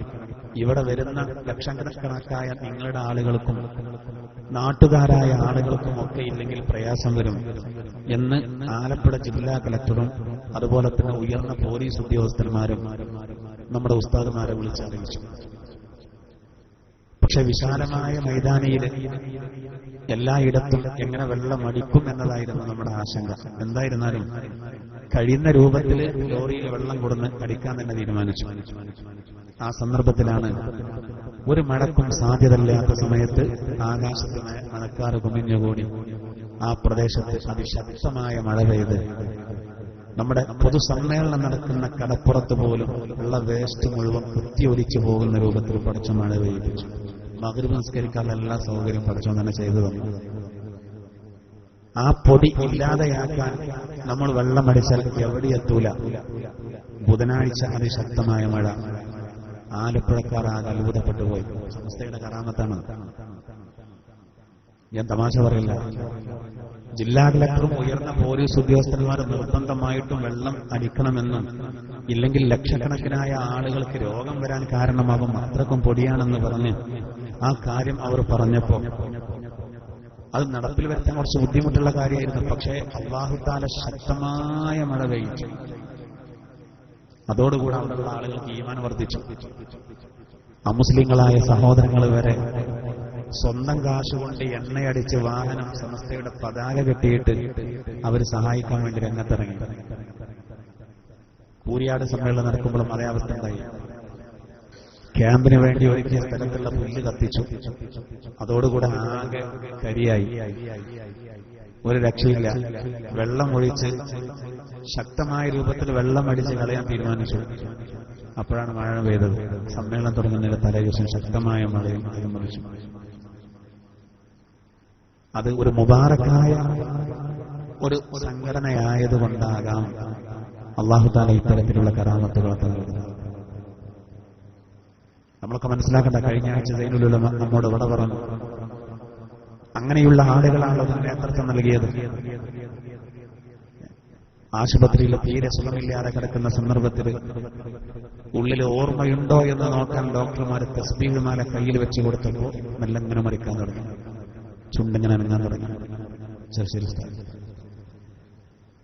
ജീവിതാന്ത്യം വരെ രോഗബാധിതനായിട്ടും അള്ളാഹുവിന്റെ വിശുദ്ധ ദീനിന്റെ ഇൽമ് മറ്റുള്ളവർക്ക് പകർന്നു കൊടുക്കുന്നതിൽ സജീവമായി നിലകൊള്ളണമെന്നുള്ള ആ നിയ്യത്ത് അതുപോലെ സംഭവിച്ചു. അവസാന ഘട്ടം വരെ അള്ളാഹിന്റെ വിശുദ്ധ ദീനെ പഠിപ്പിച്ചു. അദ്ദേഹം വഫാത്തായപ്പോഴാണ് അദ്ദേഹത്തിന്റെ മാഹാത്മ്യം ജനങ്ങൾ കൂടുതൽ അറിഞ്ഞത്. ലക്ഷക്കണക്കിന് ആളുകളാണ് കഴിഞ്ഞ ഈ ദിവസം കൊണ്ടോട്ടിയിലും ചെമ്മാട്ടും ഒരുമിച്ച് കൂടി. 10,000-കണക്കിന് ആളുകൾ മടങ്ങിപ്പോയി, വഴിക്ക് വെച്ച് മടങ്ങേണ്ടി വന്നു. ഇതൊക്കെ എന്തുകൊണ്ടാണ്? അള്ളാഹു ഒരാളെ ഇഷ്ടപ്പെട്ടാൽ ഭൂമിയിൽ സ്വീകാര്യത നൽകും എന്ന് ഹദീസ്. അപ്പൊ നമ്മൾ നിൽക്കേണ്ടിടത്ത് നിന്നാൽ അള്ളാഹുവിന്റെ സഹായം ഉണ്ടാകുമെന്നതിന്റെ സഹോദര വലിയ രേഖയാണത്. അതുകൊണ്ടാണല്ലോ നമുക്കറിയാം, ഒരു കാലഘട്ടത്തിന്റെ ഇതിഹാസമായിരുന്ന റഈസുൽ മുഹഖിഖീൻ ഉസ്താദുൽ അസാതീദ് കണ്ണിയത്ത് ഉസ്താദ് യാ വദൂദ് എന്ന് പറഞ്ഞുകൊണ്ട് മടക്ക് പ്രാർത്ഥിക്കുമ്പോൾ ഉടനെ മഴ പെയ്തിരുന്നു. വല്ലവിസ്തഖാമൂ അലാ ത്വരീഖതി ലഅസ്ഖൈനാഹും മാഅൻ ഗദഖ. ആ മാർഗത്തിൽ അവർ ഉറച്ചു നിന്നാൽ അല്ലാഹു പറയുന്നത് അവർക്ക് ധാരാളം വെള്ളം നൽകും. പരിശുദ്ധ ദീനിന്റെ യഥാർത്ഥ വഴിയിൽ ഉറച്ചു നിന്നാൽ അല്ലാഹു വെള്ളം നൽകുന്ന വലിയ വലിയ മഹാന്മാരൊക്കെ കഴിഞ്ഞു പോയവർ. കണ്ണിയത്ത് ഉസ്താദ് ഉദാഹരണം ഞാൻ പറഞ്ഞതാണ്. വെള്ളമില്ലാത്ത സമയത്ത് മഴയ്ക്ക് വേണ്ടി ദുആ ചെയ്യുമ്പോൾ ദുആ തീരുന്നതിന് മുമ്പ് ശക്തമായ മഴ പെയ്തിരുന്നു. എന്തുകൊണ്ടാണ്? അവരുടെ നിലപാട് അങ്ങനെയായിരുന്നു. ജീവിതത്തിന്റെ എല്ലാ മേഖലകളിലും ശ്രദ്ധിച്ചു. 1 കിലോ മാംസം മാർക്കറ്റിൽ പോയിട്ട് വാങ്ങുകയാണെങ്കിൽ അത് ഇസ്ലാമിന്റെ യഥാർത്ഥ കച്ചവടം ചെയ്യുമ്പോഴുള്ള നിയമം അനുസരിച്ചായിരുന്നു. 1 കിലോ മാംസം നിങ്ങൾക്ക് ഞാൻ വിറ്റു എന്ന് കച്ചവടക്കാരനെ കൊണ്ട് പറയിപ്പിക്കും. ഞാനത് വാങ്ങി എന്ന് വാക്കാൽ അത് പറയും. അങ്ങനെയായിരുന്നു. ഇന്നൊക്കെ നടക്കുമോ? ഇന്ന് മാർക്കറ്റ് പോയിട്ട് 2 കിലോ ബീഫ് എനിക്ക് വിറ്റു എന്ന് പറയാന്ന് പറഞ്ഞാൽ നിങ്ങൾക്ക് വേണമെങ്കിൽ വാങ്ങിക്കോളി, ഇവിടെ വേറെ തന്നെ ഇഷ്ടം പോലെ ആള് വാങ്ങാണ്ട്, ജാതി മസാലയിട്ടും വരണ്ടാന്ന് പറയും. ഇന്നങ്ങനെയാണ്. കണ്ണിയത്ത് ഉസ്താദിനെ ആര് ഒരു കല്യാണത്തിനോ സൽക്കാരത്തിനോ വിളിച്ചാല് കുപ്പായ ഉയർത്തിയിട്ട് പള്ളക്കടിച്ചിട്ട് പറയും, ഈ അഹ്മദ് ഇതുവരെ ഹറാമായ മുതലൊന്നും ഉള്ളിക്ക് കയറ്റിയിട്ടില്ല, ഭക്ഷണം എന്റെ വീട്ടിലേക്ക് വന്നാലും ഹലാലായത് മാത്രം തരുമോ, ഉറപ്പുണ്ടെങ്കിൽ വരാന്ന് പറഞ്ഞിട്ടേ പോകുള്ളൂ. ചിന്തിക്കൂ സഹോദര, അവിടേക്ക് നിലപാടെങ്ങനെയായിരുന്നു? അതീവ സൂക്ഷ്മതയും അതീവ ജാഗ്രതയും അവർ കാണിച്ചു. അള്ളാഹുവിനും അവന്റെ തിരുദൂതർക്കും എതിരാകുന്ന ഒരവസ്ഥ ഒരിക്കലും ഇല്ലായിരുന്നു. വളരെയധികം ജാഗ്രത കാണിച്ചു. അത്തരമൊരവസ്ഥയാണ് വേണ്ടത്. നമ്മളെ കൊണ്ട് അത്ര തന്നെ കഴിഞ്ഞില്ല എന്ന് വന്നേക്കാം. കാരണം ഈമാന് വളരെ കുറഞ്ഞു വരികയാണ്. അതിനനുസരിച്ച് അമലുകളും കുറഞ്ഞു വരും, സൂക്ഷ്മത കുറഞ്ഞു വരും. എന്നാലും പരമാവധി നമ്മളൊക്കെ ശ്രദ്ധിക്കും. അങ്ങനെയാണെങ്കിൽ ഒരുപാട് പ്രതിസന്ധികൾ തീരും. എന്തായിരുന്നാലും അള്ളാഹു പറയുന്നത്, അള്ളാഹുവിന്റെ യഥാർത്ഥ മാർഗത്തിൽ ഉറച്ചു നിന്നാൽ വെള്ളം അള്ളാഹു നൽകും. ആ വെള്ളം നൽകുന്നത് ഒരു പരീക്ഷണാലിനഫ്തിനഹും ഫീ, അതിൽ അവരെ പരീക്ഷിക്കുന്നതിന് വേണ്ടി. നാം അവരെ ആ വിഷയത്തിൽ പരീക്ഷിക്കാനാണെന്നാണ്. അപ്പൊ നമുക്ക് വെള്ളം ലഭിച്ച് നല്ല അനുഗ്രഹങ്ങൾ ലഭിക്കുന്നതും അല്ലാത്തൊക്കെ പരീക്ഷണം. ഇത് സൂറത്തുൽ അംബിയായിൽ അല്ലാഹു പറയുന്നു. ബിസ്മില്ലാഹിർ റഹ്മാനിർ റഹീം. കുല്ലു നഫ്സിൻ ദാഇഖത്തുൽ മൗത്ത് വനബ്ലൂകും ബിശ്ശർരി വൽ ഖൈരി ഫിത്ന വഇലൈനാ തുർജഊൻ. അല്ലാഹു പറയുന്നു, കുല്ലു നഫ്സിൻ ദാഇഖത്തുൽ മൗത്ത്, എല്ലാവരും മരണത്തെ രുചിക്കും. മരണത്തെ രുചിക്കാത്ത ആരുമില്ല. നമ്മളൊക്കെ മരണത്തെ ആസ്വദിക്കും. കഴിഞ്ഞ ആഴ്ച ഒരു സഹോദരൻ വേറൊരു സഹോദരനോട് ചോദിക്കുകയാണ്, എന്റെ വാപ്പ എത്രാമത്തെ വയസ്സിലാണ് മരിച്ചത്? അയാൾ പറഞ്ഞു, എന്റെ പിതാവ് ഒരു 53-ലൊക്കെയാണ് മരിച്ചത്. വല്ലിപ്പാക്കും അത്ര തന്നെ വയസ്സായി. അപ്പൊ മറ്റേ സഹോദരൻ പറയാണ്, എന്നു ശ്രദ്ധിച്ചോ, ഇത് താവഴിയായിട്ട് വരുന്നതാണ്. എന്റെ വല്ലിപ്പ നേരത്തെ മരിച്ചു, വാപ്പി നേരത്തെ മരിച്ചു, നേരത്തെ മരിക്കും, ശ്രദ്ധിച്ചു. എന്റെ വല്യപ്പാക്ക് 98 വയസ്സുണ്ടായിരുന്നു, ഇതാ മരിച്ചത്. എന്റെ വാപ്പാക്ക് ഇപ്പൊ 80 വയസ്സ് കഴിഞ്ഞു. അതുകൊണ്ട് ആ നിലക്ക് നോക്കുമ്പോൾ ഞാനിനി ഒരു 38 കൊല്ലം കൂടി ഇവിടെ ഉണ്ടാവും. എന്റെ കാര്യം പോകാനാണ്. ഈ പറഞ്ഞ ആള് പിറ്റേ ദിവസം രാവിലെ അറ്റാക്ക് സംഭവിച്ചു. ഈ ആഴ്ചയിൽ സംഭവിച്ചു. ആലോചിച്ച് നോക്കൂ സഹോദര, തമാശക്ക് പറഞ്ഞതാണ്. എന്റെ വല്യപ്പാക്ക് കൂടുതൽ വയസ്സുണ്ടായിരുന്നു, എന്റെ വാപ്പാക്കും നല്ല വയസ്സുണ്ട്. ആ വഴിയായിട്ട് ഞങ്ങൾ ദീർഘകാലം ജീവിക്കുന്നവരാ. അങ്ങനെ നോക്കുമ്പോൾ ഒരു 38-40 കൊല്ലം ഞാൻ ഇനിയും ഇവിടെ ഉണ്ടാവും. എന്റെ വാപ്പ നേരത്തെ പോയി, എന്റെ വല്യപ്പ നേരത്തെ പോയി, ഇച്ചും പോകും. അയാളിപ്പോഴും ഉണ്ട്, നല്ല വൈകുന്നേരം വരെ ഉണ്ട്. മറ്റേ ആള് പിറ്റേന്ന് മരിച്ചു. മഗ്‌രിബ് നമസ്കരിച്ചിട്ട് പുറത്തിറങ്ങിയിട്ട് തമാശ രൂപത്തിൽ ഈ പറഞ്ഞ സഹോദരൻ പിറ്റേ ദിവസം ആ സമയമാകുമ്പോഴേക്ക് ഖബറിന്റെ ഉള്ളിലായി. എന്റെ നിങ്ങളൊക്കെ അവസ്ഥ ഇതാ. ജിന്ന് സൂറത്തിന്റെ അവസാന ഭാഗം അടുത്ത ആഴ്ച പറയാം എന്ന് നമ്മൾ പറയും. ഇൻഷാ അല്ലാഹ് എന്നേ പറഞ്ഞിട്ട് ഉറപ്പില്ല സഹോദര, നമ്മൾ ആരുണ്ടാകുമെന്ന് ഉറപ്പില്ല. ചിലപ്പോ എനിക്ക് വേണ്ടി നിങ്ങൾ വേറെ ആരെങ്കിലും ക്ലാസ് എടുക്കാമെന്ന് ദുആ ചെയ്യും, ചിലപ്പോ നിങ്ങൾക്ക് വേണ്ടി ഞാൻ ദുആ ചെയ്യും. ഇതാണ് നമ്മുടെ അവസ്ഥ. എന്തായിരുന്നാലും പോകും. കുല്ലു നഫ്സിൻ ദാഇഖത്തുൽ മൗത്ത്, എല്ലാവരും മരണത്തെ രുചിക്കുന്നവരാണ്. വനബ്ലൂകും ബിശ്ശർരി വൽ ഖൈരി ഫിത്ന, നിങ്ങളെ നന്മ കൊണ്ടും തിന്മ കൊണ്ടും നാം പരീക്ഷിക്കുന്നതാണ്. അതാണ് നമ്മുടെ ഈ ആയത്തിനോട് ബന്ധപ്പെട്ടത്. വെള്ളം അല്ലാഹു നൽകുന്നത് യഥാർത്ഥത്തിൽ പരീക്ഷണമാണ്. നമ്മൾ അള്ളാഹ്ക്ക് ശുക്ർ ചെയ്യുന്നുണ്ടോ നോക്കാം. വെള്ളം അള്ളാഹു നമുക്ക് നൽകുന്നത് സഹോദര ഒരു പരീക്ഷണമാണ്. നമ്മൾ നന്മ ചെയ്യുന്നുണ്ടോ, അപ്പോൾ അള്ളാഹുവിനിക്ക് നന്ദിയാകും. അപ്പൊ അള്ളാഹു വീണ്ടും വീണ്ടും നൽകും. അതല്ല നമ്മൾ അള്ളാഹുവിന് എതിര് പ്രവർത്തിക്കുന്നുണ്ടോ, അപ്പൊ അത് നന്ദികേടാണ് കാണിക്കുന്നത്. അതുണ്ടാകരുത്. ഖുർആനിൽ അല്ലാഹു തആല ശക്തമായ രൂപത്തിൽ പറയുന്നുണ്ട്. വൽ ആദിയാതി ളബ്ഹ ഫൽമൂരിയാതി ഖദ്ഹ ഫൽമുഗീറാതി സുബ്ഹ ഫഅസർന ബിഹി നഖ്അ ഫവസത്ന ബിഹി ജംഅ ഇന്നൽ ഇൻസാന ലിറബ്ബിഹി ലകനൂദ്. 5 ആയത്തിലൂടെ സത്യം ചെയ്തുകൊണ്ടാണ് അല്ലാഹു തആല ഈ കാര്യം പറയുന്നത്. കിതച്ചു പായുന്ന കുതിരകളെ തന്നെ സത്യം.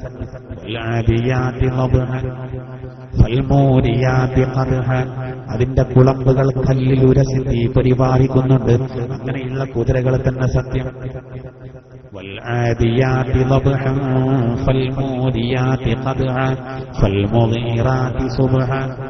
പ്രഭാത സമയത്ത് ആക്രമണം നടത്തുന്നുണ്ട്. അങ്ങനെയുള്ള കുതിരകളെ തന്നെ സത്യം. അത് പൊടിപടലങ്ങൾ ഉയർത്തുന്നുണ്ട്.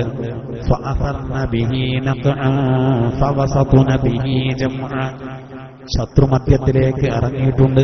അങ്ങനെയുള്ള കുതിരകൾ തന്നെ സത്യം. ഇന്നൽ ഇൻസാന ലിറബ്ബിഹി ലകനൂദ്, തീർച്ചയായും മനുഷ്യവർഗം തന്റെ രക്ഷിതാവിനോട് നന്ദികേട് കാണിക്കുന്നവനാണ്. മൊത്തത്തിൽ ആളുകളുടെ അവസ്ഥ അള്ളാഹുവിനോട് കൃതജ്ഞത കാണിക്കുന്നതിന് പകരം അവർ കൃതജ്ഞരാവുകയാണ് എന്ന് ഖുർആൻ പറയുകയാണ്. അതിൽ നമ്മൾ പെടരുത്. അള്ളാഹു നമ്മളെ കാക്കുമാറാവട്ടെ. നമ്മൾ നന്ദിയുള്ളവരാകണം, നന്ദി കെട്ടവരാകരുത്. ചിന്തിക്ക്, അള്ളാഹുവിനേക്ക് നമ്മൾ നന്ദിയുള്ളവരാകണം, നന്ദി കെട്ടവരാകരുത്. പടച്ച റബ്ബ് നമുക്ക് വെള്ളം തന്നാൽ വലിയൊരു അനുഗ്രഹമാണ്. അതൊരു പരീക്ഷണമാണ്, അതൊരു പരീക്ഷണമാണ്. നന്ദി കാണിക്കുന്നുണ്ടോ? ഒളു എടുക്കണം നമ്മൾ, അതിനാണ് വെള്ളം. ഒളു ചെയ്യണം. നമ്മൾ രാത്രി കിടക്കുമ്പോ ഒളു ചെയ്യണം. അഥവാ അതിൽ മരിക്കുകയാണെങ്കിൽ ഷഹീദിന്റെ കൂലി. ഒളു എടുക്കുമ്പോ നമ്മുടെ കണ്ണ്, നമ്മുടെ നാവ്, നമ്മുടെ മുഖം, നമ്മുടെ എല്ലാ ഭാഗങ്ങളിലും ബാഹ്യമായ അവയവങ്ങളിലും വെള്ളം വരുന്നു. അങ്ങനെ അതുവഴി ചെയ്യേണ്ട അമലുകൾ ചെയ്യണം. ഇനി ഒരു വെള്ളം മാത്രമല്ല, വെള്ളം എല്ലാറ്റിന്റെയും അടിസ്ഥാനം. നമ്മളെ കണ്ണ് നിൽക്കുന്നത് വെള്ളത്തിലാണ്. ട്യൂമർ ബാധിച്ചു കഴിഞ്ഞാൽ അത് ഉഗ്രരൂപം പൂണ്ടാൽ നമ്മുടെ കണ്ണുകൾ പുറത്തേക്ക് തള്ളി വരും. അത് ഒന്നുകൂടി മൂർച്ഛിച്ചാൽ കണ്ണ് ഇങ്ങനെ തൂങ്ങിക്കിടക്കും. അള്ളാഹു നമ്മളെ കാത്തു രക്ഷിക്കുമാറാവട്ടെ. ഡോക്ടർമാര് പറയും ഇയാള് മരിക്കുകയാണെങ്കിൽ ആ കുടുംബം രക്ഷപ്പെടും.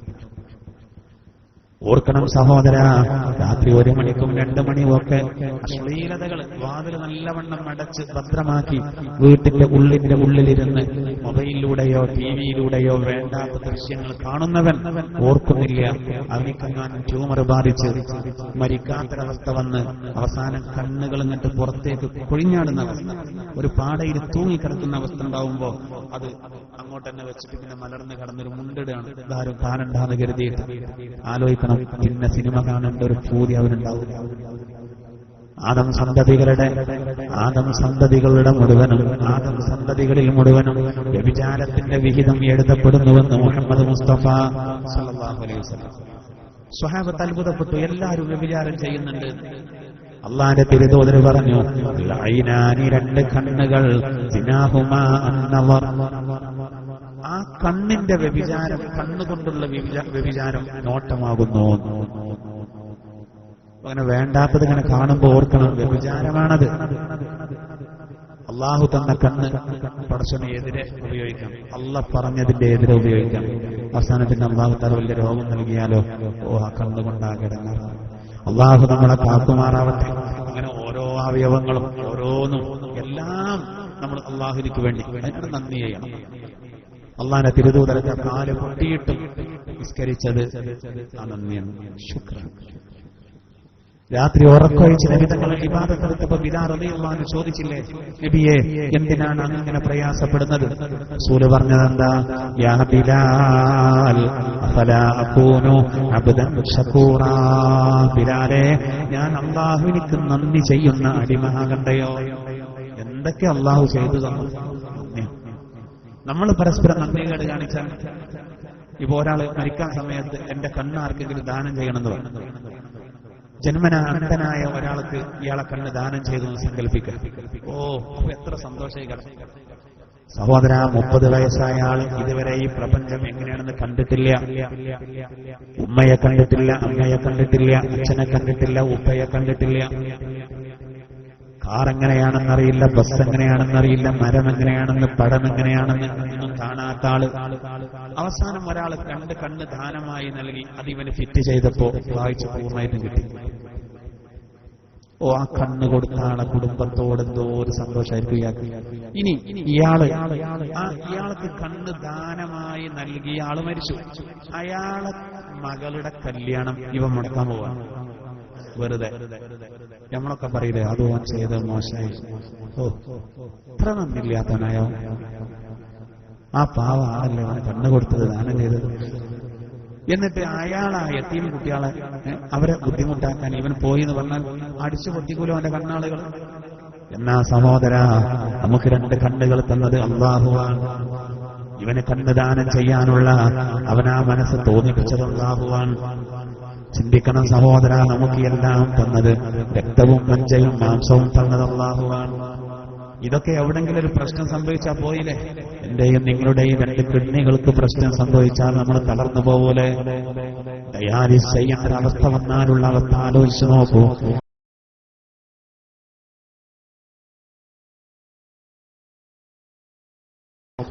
ഒരാഴ്ചയിൽ ജീവൻ ആന്റെ ഹക്ക് കൊണ്ട് അള്ളാഹു നമ്മളെ കാക്കുമാറാവട്ടെ, നമ്മുടെ കുടുംബത്തെ അള്ളാഹു കാക്കുമാറാവട്ടെ. അത്തരം പരീക്ഷണങ്ങൾ ആശുപത്രിയിൽ നിന്ന് ആശുപത്രിയിലേക്ക് ഓടേണ്ട അവസ്ഥ അള്ളാഹു നമ്മളെ കാക്കുമാറാവട്ടെ. ഒന്നും ചെയ്യാൻ കഴിയില്ല. നമ്മളെ പടച്ച റബ്ബ് നമ്മളെ എത്ര വലിയ അനുഗ്രഹം ചെയ്തത്. എന്നിട്ട് നമ്മൾ അള്ളാഹ് തന്ന അവയവങ്ങളെ അള്ളാഹ്ക്ക് എതിരെ പ്രവർത്തിക്കുക. ചിന്തിച്ചു നോക്കും ഉണ്ടാവരുത്. അപ്പൊ അല്ലാഹു തആല നമുക്ക് അനുഗ്രഹങ്ങൾ ചെയ്തു തരുന്ന ഒരു പരീക്ഷണമാണ്. പിന്നെ പറയുന്നത്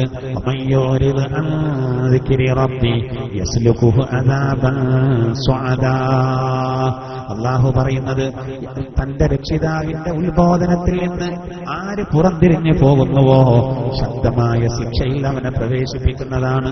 അല്ലാഹു നമ്മളെ കാക്കുമാറാവട്ടെ. അള്ളാന്റെ ദിക്ർ എന്ന് പറഞ്ഞാൽ ഖുർആനാണ് ഉദ്ദേശം. അതിനെപ്പറ്റി വേറെ ആയത്തിൽ ഇങ്ങനെ പറയുന്നുണ്ട്, ബിസ്മില്ലാഹിർ റഹ്മാനിർ റഹീം വമൻ അറദ അൻ ദിക്രി. അല്ലാഹു തആല വിശുദ്ധ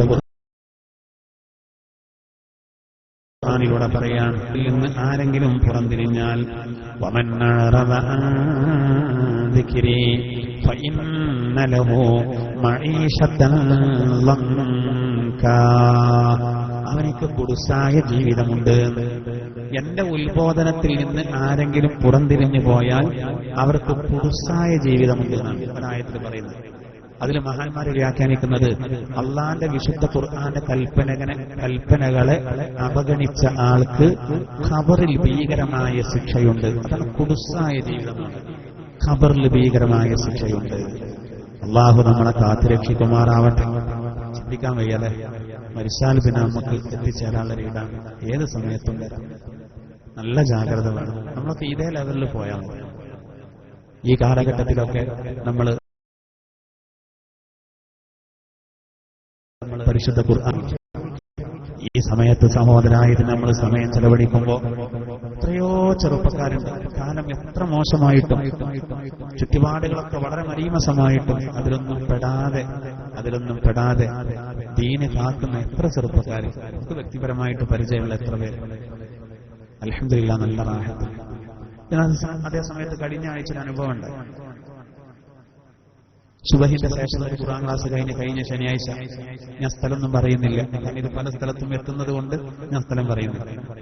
കഴിഞ്ഞ ശനിയാഴ്ച രാവിലെയുള്ള ഖുർആൻ ക്ലാസ് കഴിഞ്ഞ് ഇങ്ങനെ പുറത്തിറങ്ങി നിൽക്കുമ്പോൾ സമയം 8 മണി. ആ സമയത്ത് എന്റെ കൂടെ ഉണ്ടായിരുന്ന ഒരു മഹാൻ, ഒരു തങ്ങൾ, അദ്ദേഹം ഒരാൾക്ക് ഫോൺ ചെയ്തു. എന്തൊരാവശ്യത്തിന് ഫോൺ ചെയ്തു. അപ്പോൾ അയാൾ എഴുന്നേറ്റില്ല. രാവിലെ 8 മണിയാണ്. അപ്പൊ തങ്ങൾ ചോദിക്കാണ്, ഇയാളോട് ചോദിക്കാണ് ഫോണിലൂടെ, ഞാൻ അടുത്തുണ്ട് ചോദിക്കാണ്, നീ എഴുന്നേറ്റിട്ടില്ല എന്ന് ചോദിച്ചു. അപ്പൊ അവൻ പറയണ്ടില്ല. സുബഹിസ്കരിച്ചിട്ടില്ലേ? സുബഹിസ്കരിക്കാതെ കിടക്കണമെന്ന് ചോദിച്ചു. അപ്പൊ അവൻ പറഞ്ഞെന്താ അറിയാം, ഞാൻ ഇന്നലെ ഡാഷ് ആളെ വയലയാക്കാൻ വേണ്ടി പോയിന്, അതുകൊണ്ടാണ്. ഖിയാമത്താണ്, ഡൈനാമത്താണ്. ഞാൻ ആളെ പറയണില്ല, ഞാൻ ഡാഷ് ആളുടെ വഴുത് കേൾക്കാൻ വേണ്ടി ഇന്നലെ പോയിരുന്നു, അതുകൊണ്ട് വൈകിയാണ് വന്ന് കിടന്നത്, അതുകൊണ്ടാണ് സുബഹിസ്കരിക്കാത്തത്. ഇവനാണ് ഉളുഹിയ്യത്തിന് പറ്റാത്ത പോത്ത്. എന്തുകൊണ്ട്? എന്തിനാ സഹോദരമായത്? ഉടനെ തന്നെ തങ്ങൾ പറഞ്ഞു, മേലിൽ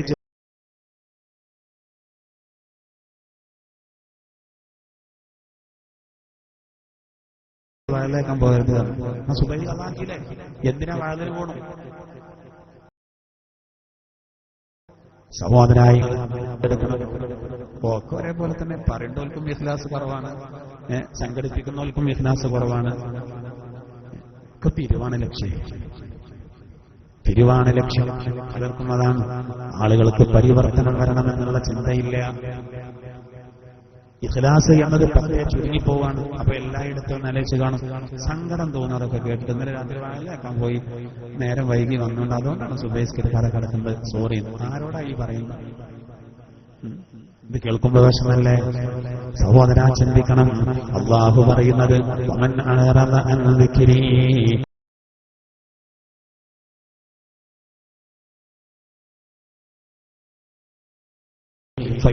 അവഗണിച്ചു കളഞ്ഞാൽ അവനിക്ക് കുടുസായ ജീവിതമുണ്ട്.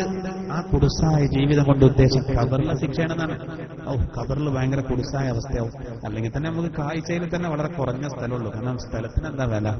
പിന്നെ പള്ളിക്കാടിന് പിരിവടത്തുള്ള ആൾക്കാർക്ക് കൊടുക്കാനും മടിയാണ്. കൊടുക്കാൻ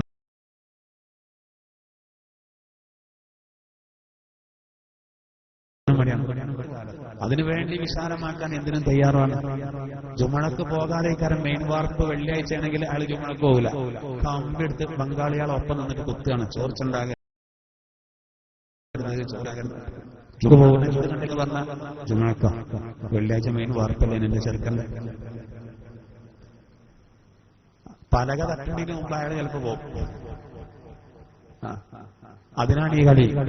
എന്നാലോ പള്ളിക്കാട്ടിൽ സ്ഥലമില്ലാത്തതുകൊണ്ട് ഖബർസ്ഥാൻ പുതിയത് വാങ്ങുന്നുണ്ട്, അതിന് പിരിവുണ്ട് എന്ന് പറഞ്ഞാല് അന്ന് പള്ളിന്റെ അങ്ങേ തലക്കത്തെ വാതിലിന്റെ അവിടെ കൊണ്ടേക്കും ചെരുപ്പ്. ഇപ്പുറത്ത് ഒരു മേശട്ടിരിക്കുന്നുണ്ട് എന്ന് പറഞ്ഞിട്ട് പിരിവ് കൊടുക്കാതിരിക്കാൻ. ജീവൻ വായാ വലിച്ചു കൊണ്ടാളാണ് അങ്ങോട്ട്. ഞാൻ തമാശ പറയല്ല സഹോദര, തമാശ പറയല്ല. അവിടല്ലേ ചാടി വീഴേണ്ടത്. ഏറ്റവും ചുരുങ്ങിയത് അവനാണ് കിടക്കാനുള്ള ആ സ്ഥലം ഒരു സെന്റിന് വില കൂട്ടിയിട്ട് അതേലും കൊടുക്കുകയാണെങ്കിൽ അത്ര റാഹത്തല്ലേ. അവിടെ കിടക്കുമ്പോഴല്ലേ സുഖം വേണ്ടത്. കാഴ്ചയിൽ എത്ര കുടുസാണെങ്കിലും സഹോദര, കാഴ്ചയിൽ എത്ര ഇടുങ്ങിയതാണെങ്കിലും ഒരു മുഅ്മിനിന് അല്ലാഹു വിശാലമാക്കി കൊടുക്കും. പക്ഷെ അള്ളാന്റെ ദിക്റിനെ ഉത്ബോധനത്തെ പരിഗണിക്കണം. ഇല്ലെങ്കിൽ അത് കുടുസാക്കും. ആരും ഉണ്ടാവൂല. ഗൾഫ് പോയവന്റെ ഫോണ് പെണ്ണന്മാർക്കൊക്കെ എല്ലാ ദിവസവും വിളിക്കണം. മകന്റെ വർത്തമാനം എന്താ? രാവിലെ വിളിച്ചിരുന്നു, വൈകുന്നേരം ഓൾക്കും വിളിച്ചിരുന്നു എന്ന് പറഞ്ഞു. അവന്റെ ഭാര്യയൊക്കെ എന്നും വിവരം അറിയാം. ഇപ്പൊ കണ്ട് വിളിക്കാനുള്ള സൗകര്യം ഉണ്ടായതുകൊണ്ട് ഇനി ഒരു തീരെ കണ്ട് വരൂല. ഒരു കുഴപ്പമില്ല, തടിയൊക്കെ നന്നായിട്ടുണ്ട്, ഇന്ന് കണ്ടിരുന്നു. ശബ്ദം കേട്ടു, ആളെയും കണ്ടു. മുന്നും തന്നെ ആണെന്നില്ലല്ലോ, പോലെ അവിടെ തന്നെ കൂടും. ആ ത്രില്ലൊക്കെ നഷ്ടപ്പെട്ടു അല്ലേ? നാം മരിച്ചു പോയാല്, മകൻ മരിച്ചിട്ട് ഒരാഴ്ചയായി, എന്തായാവ വിവരം എന്ന് പറയോ? ഇല്ല. സാവകാശം വീട്ടുകാര്, ഭാര്യയും മക്കളും ഉമ്മയും ബാപ്പിയും ഒക്കെ ചിരിയിലേക്കും കളിയിലേക്കും വരും. 1-2 ദിവസമൊക്കെ ഉണ്ടാവും കരച്ച്. അങ്ങനെ മാറും. കിടക്കുന്നോലെന്നെ അനുഭവിക്കണം. ഇവരറിയില്ല, ഓരോരുത്തരും എത്തുമ്പോഴറിയാം. എനിക്കും നിങ്ങൾക്കും അങ്ങനെ അവസ്ഥ. ഖുർആൻ അവഗണിക്കരുത്. ആ ആയത്തിന് വേറെ അർത്ഥമുണ്ട്, ഒന്ന് ശ്രദ്ധിച്ചോളൂ. അല്ലാഹു പറയുന്നത്, എന്റെ ദിക്റിനെ ആരെങ്കിലും അവഗണിച്ചാൽ അവനിക്ക് കുടുസായ ജീവിതമുണ്ടെന്ന് പറഞ്ഞാൽ, എന്റെ ദിക്റായ വിശുദ്ധ ഖുർആൻ ആരെങ്കിലും മറന്നുപോയാൽ, പഠിച്ചതെങ്ങാനും മറന്നുപോയാൽ അവർക്ക് കുടുസായ ജീവിതമുണ്ട്. ശ്രദ്ധിച്ചോളി, യാസീൻ നേരത്തെ പഠിച്ചത് ആരെങ്കിലും മറന്നുപോയിട്ടുണ്ടെങ്കിൽ ഉപയോഗിക്കാത്തോണ്ടാ. ചെറുപ്പത്തിൽ പഠിച്ച ആയത്തുൽ കുർസി മറക്കുന്നത് സഹോദര ഓതാത്തത് കൊണ്ടാ. ആമന റസൂല് മറന്നുപോയത് അത് നിരന്തരം ഓതാത്തത് കൊണ്ടാ. എല്ലാ നിസ്കാരത്തിന്റെ ശേഷവും 5 പ്രാവശ്യമെങ്കിലും 5 നേരത്തെ നിസ്കാരത്തിന്റെ ശേഷം ആയത്തുൽ കുർസി ഓതുന്നവൻ എങ്ങനെ മറക്കാനാ? ചെറുപ്പത്തിൽ മദ്രസയിൽ നിന്ന് പഠിച്ചതാ, സമസ്തന്റെ മദ്രസ നമ്മൾ പഠിച്ചത് ആയത്തുൽ കുർസി സമയബന്ധിതമായി. എല്ലാ നിസ്കാരത്തിന്റെ ശേഷം ആയത്തുൽ കുർസി ഓതുന്ന ആൾക്ക് എങ്ങനെയത് മറക്കൂല? അപ്പൊ ആർക്കെങ്കിലും ആയത്തുൽ കുർസി മറന്നോ,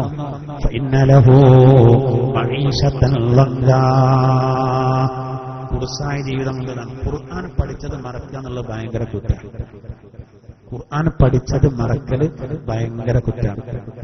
നിരന്തരം ഉപയോഗിക്കണം. ഒരു ദിവസം ഒരു യാസീനെങ്കിലും, സബറുൽ മുൻജിയാത്തിൽ പെട്ടതാണല്ലോ യാസീൻ. ഒരു ദിവസം ഒരു യാസീനെങ്കിലും ഓതുമ്പോ ശ്രദ്ധിക്കേണ്ടെന്നറിയോ? ഒരു മുസാഹിഫിൽ നിന്ന് തന്നെ ഓതുകയാണെങ്കിൽ ഭാഗം ഇന്ന പേജിൽ ഇന്ന ഭാഗത്താണ് ഇങ്ങനെ ഓർമ്മ കുഴപ്പമില്ല. ശ്രദ്ധിച്ചിട്ടുണ്ടോ? ഒരു മുസാഹിഫിൽ തന്നെ ഓതിയാൽ മതി, അല്ലെങ്കിൽ ഒരേ മോഡൽ മുസാഹിഫിൽ തന്നെ ഓതാം.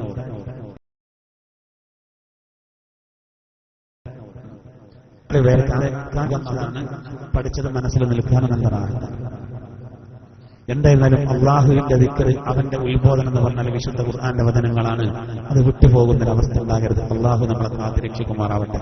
ഞാൻ ആ ഭാഗം ചുരുക്കാണ്, നമുക്ക് അവസാനിപ്പിക്കാനായി. നോക്കൂ, ആ 2 ആയത്തും കൂടി ഉണ്ടാവും കൂടി പറഞ്ഞു.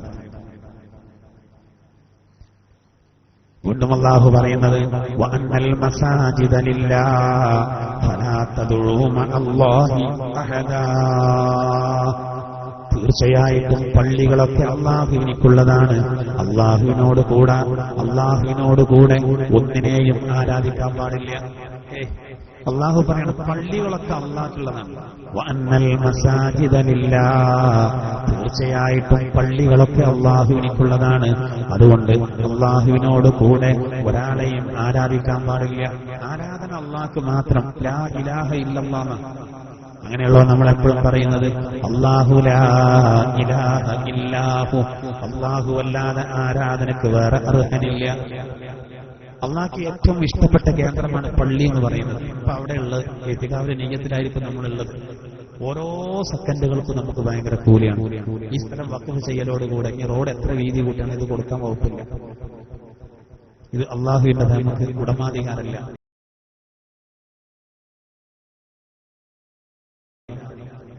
മനുഷ്യൻ പള്ളിയിലിരിക്കുമ്പോ വെള്ളത്തിലെ മത്സ്യത്തെ പോലെയാകണം, കൂട്ടിലെ പക്ഷിയെ പോലെ ആകരുത് എന്ന് മുഹമ്മദുർ റസൂൽ.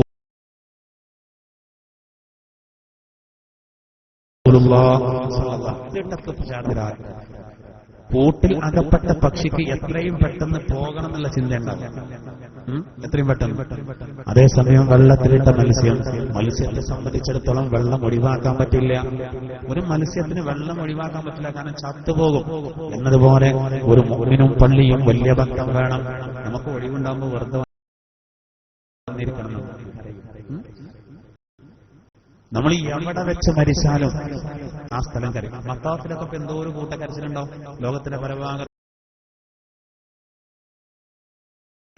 തവാഫ് ചെയ്ത ആളുകളും ഉണ്ടാവും. തവാഫ് സ്ഥലം അവർക്ക് വേണ്ടി കരയും. അറഫ കരയും, മിന കരയും, സഫ കരയും, മറുവ കരയും, എല്ലാം കരയും. നമ്മളിപ്പോ എയർപോർട്ടിലേക്ക് പോകാൻ, വിദേശത്ത് പോകാൻ, ളുഹർ നിസ്കരിക്കാൻ ഒരു പള്ളിയിൽ ഇറങ്ങി, ആ സ്ഥലം കരയും നമുക്ക് വേണ്ടി. നമ്മൾ എവിടെ വെച്ച് മരിക്കുകയാണെങ്കിലും ഇബാദത്തിന് വേണ്ടി ഒരു സ്ഥലത്തിരുന്നാൽ, ഒരു നല്ല കാര്യത്തിനിരുന്നാൽ ഈ ഇരുത്തത്തിനൊക്കെ എത്ര പ്രതിഫലമുണ്ട്. അള്ളാഹു നമ്മിൽ നിന്ന് സ്വീകരിക്കുമാറാവട്ടെ. അപ്പൊ അള്ളാഹു പറയുന്നത് പള്ളികൾ അള്ളാഹുവിനേക്കുള്ളതാണ്.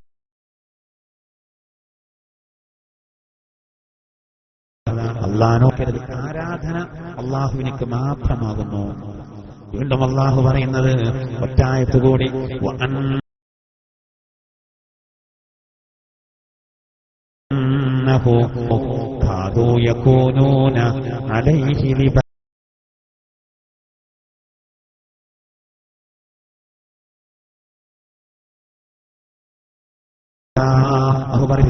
അടിമ നിസ്കരിക്കാൻ വേണ്ടി നിന്ന സമയം ഇബാദത്ത് ചെയ്തുകൊണ്ട് നിന്നപ്പോൾ അവർ കൂട്ടം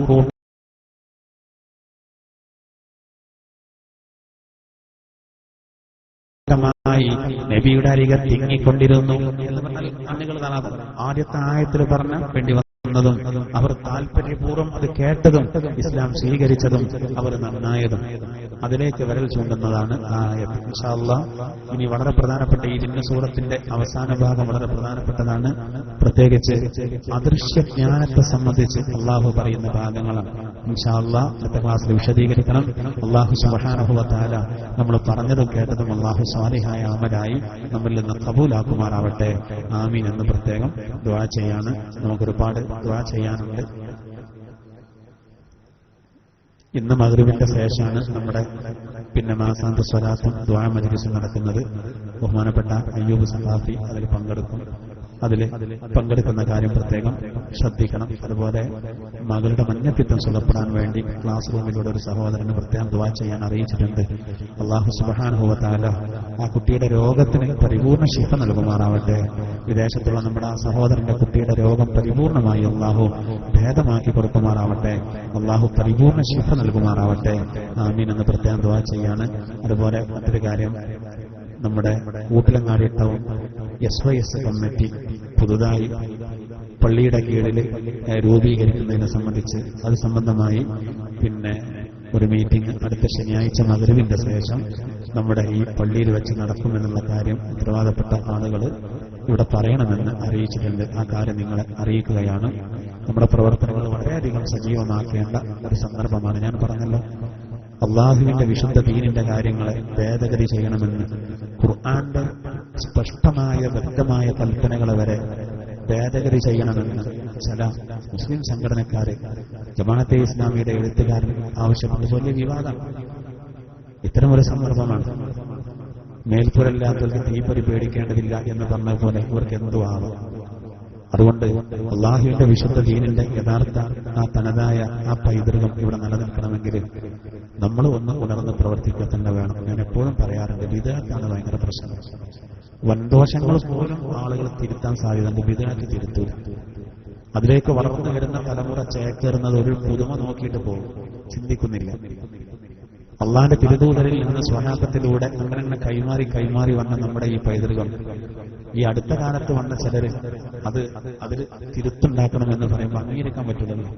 ജമാഅത്തെ ഇസ്ലാമിയാണെങ്കിൽ അവരുടെ ആശയങ്ങൾ പോകുന്നത് നേരെ അബുൽ ആല മൗദൂദിയിലേക്ക്, മുജാഹിദ് വിഭാഗത്തിന്റെ നേരെ പോകുന്നത് മുഹമ്മദ് ബിൻ അബ്ദുൽ വഹാബിലേക്കാണ്, തബ്ലീഗ് ജമാഅത്തിൻ്റെത് ഇലിയാസ് സാഹിബിലേക്ക് പോകും. ഇങ്ങനെ ഓരോരുത്തരും അങ്ങനെ പോകുന്നത് നമ്മുടേത് എടുക്കാൻ പോകുന്നത് മുഹമ്മദ് റസൂലുള്ളാഹി സ്വല്ലല്ലാഹു അലൈഹി വസല്ലം. അത് നമ്മൾ പ്രത്യേകം മനസ്സിലാക്കേണ്ടത്. ഇവരൊക്കെ പുതിയ ധാരകൾ ഉണ്ടാക്കിയതാണ്. അതുകൊണ്ട് അതിലേക്കൊന്നും ചേരാൻ നമ്മുടെ പ്രവർത്തനം വളരെയധികം സജീവമാക്കണം. ഖുർആൻ ക്ലാസും സംവിധാനങ്ങളൊക്കെ വേണം. അപ്പോൾ ഇത്തരം കാര്യങ്ങളൊക്കെ ഖുർആൻ എന്താണ്, ഖുർആൻ മുറുക്കി പിടിച്ചു എന്ന് പറഞ്ഞ് തെറ്റിദ്ധരിപ്പിക്കാം. വെറുതെ ഖുർആൻ ക്ലാസ് എന്ന് പറഞ്ഞ് പലരും വിദ്യാർത്ഥികാരൊക്കെ അതൊക്കെ നിന്ന് ഒരുപാട് സ്ഥലങ്ങളിൽ അൽഹംദുലില്ലാഹ് നമ്മൾ ആഞ്ഞു പിടിച്ചപ്പോ പരാജയപ്പെട്ടു പോയി. നമ്മൾ വീണ്ടും ഇതിനെ ശക്തിപ്പെടുത്തണം.